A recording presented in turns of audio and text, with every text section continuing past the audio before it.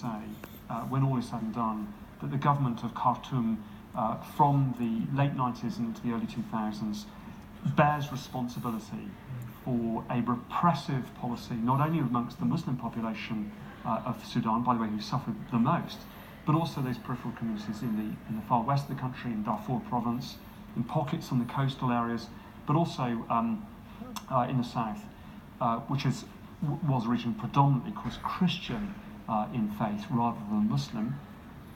The logic of that civil war of 2003 really was that many were going to die. They did. It was going to bring about yet more economic hardship and famine. It did.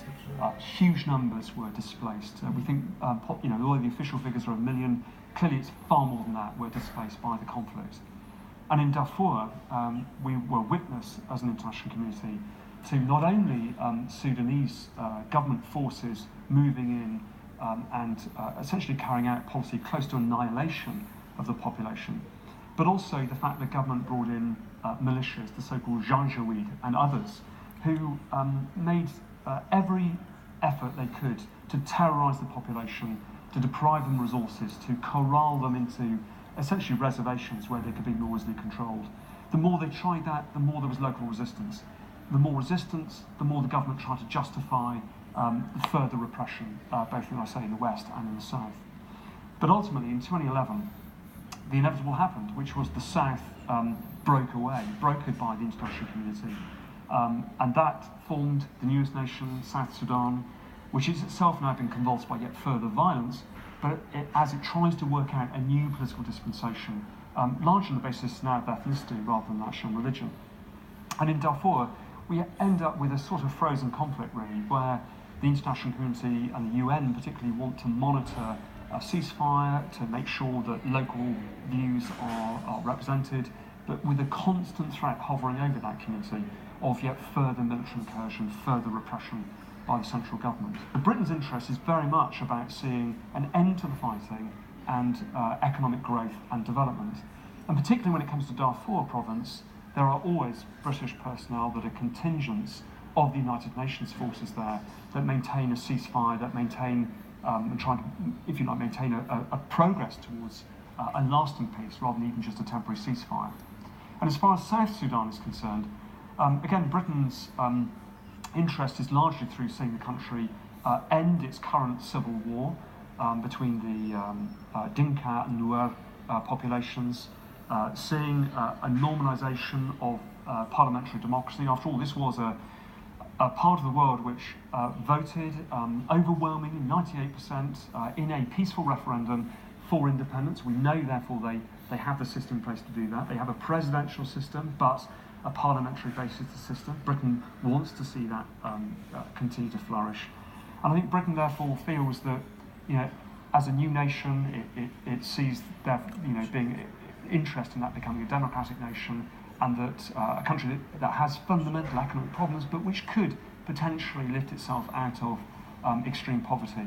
And Britain has established for some time now the so-called Millennium Goals, wanting to focus on putting aid into regions that have the greatest positive effect through language training, the teaching of teachers, of the new generation of teachers, making sure there's a good solid base of primary education that can lead into secondary education, and really helping through sharing of best practice that you would see political institutions grow and develop and essentially bring in a fairer system for all within the country so that everyone, the maximum number of people, benefit from that new political system. So I would say that Britain's interests in Sudan as a whole are primarily about security, economic development and education. The central problem, though, that we have is that there are significant numbers now of not just young people, in some cases educated Muslims, who are feeling so attacked, so besieged, that they have enlisted into movements which now only celebrate violence for its own sake. It has built up its own momentum. It's a revolutionary insurrectionist force. It's self-perpetuating. The more they are violent and more others resist them, the more they feel they have to fight back. It's as if war has taken over, that war becomes the only internal logic of their argument. But of course, intrinsically, the fundamental contradiction of war will reveal itself. War cannot deliver the outcomes that these extremists claim will be delivered. It cannot deliver a caliphate because it will be counterattacked.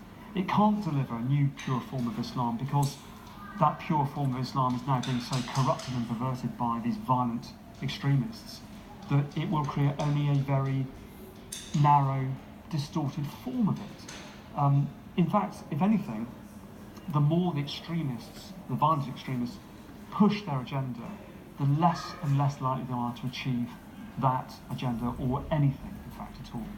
That really violence will beget yet more violence. When we get to the interwar years, so in 1924, Britain sort of formalised the fact the North was going to be governed in a different way from the South.